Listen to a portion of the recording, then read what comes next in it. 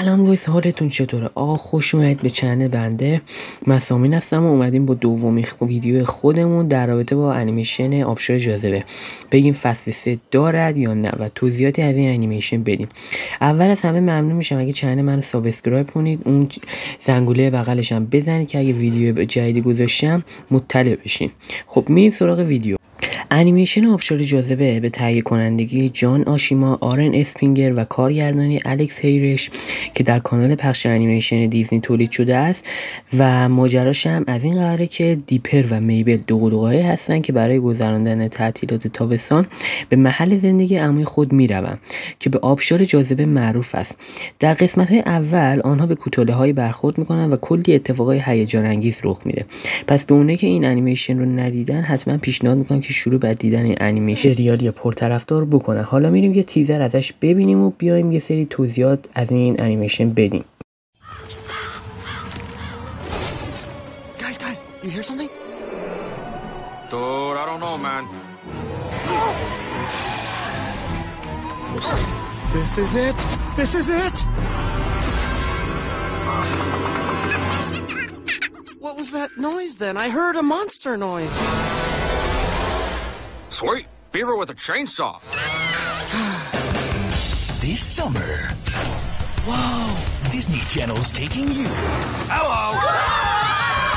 To Gravity Falls.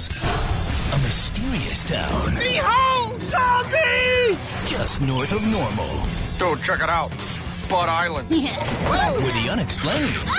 What the heck is going on here? Will stay unexplained. Monster hunt! Monster hunt! Or will it? In this town, anything is possible. Ghosts, zombies.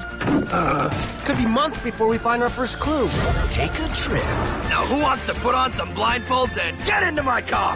Yay! Wait, what? To Gravity Falls. A brand new series.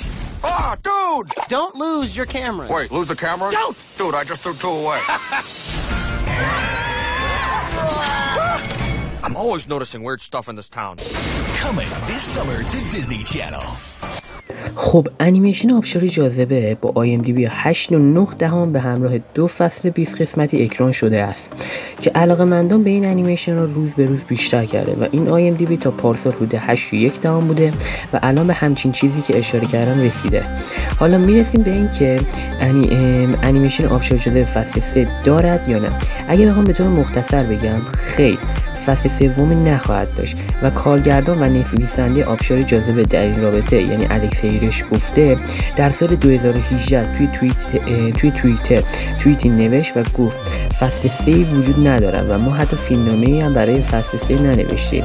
من در اواسط فصل 1 میدانستم که فصل 2 فصل بیشتر نخواهم ساخت. حالا خیلی هم میگن آبشار جاذبه زنده است و ادامه داره و این حرفا که خیالتون اگه بخوام راحت کنم اونا منظورشون اینه که کتاب‌های کمیک ازش دارن میسازن وگرنه فصل 3 وجود نداره و بعضی از افراد میگن که آبشار جاذبه طی قرارداد جدید به نتفلیکس منتقل میشه، اما این اصلا نمیتونه اتفاق بیفته چون حق آبشار جاذبه برای دیزنی محفوظه، نه الکس هیرش. خب میرسیم به پایان ویدیو. امیدوارم از ویدیو من لذت برده باشین و ممنون میشم اگه چنل منو سابسکرایب کنید و تا ویدیوهای بعدی خدا نگهدار.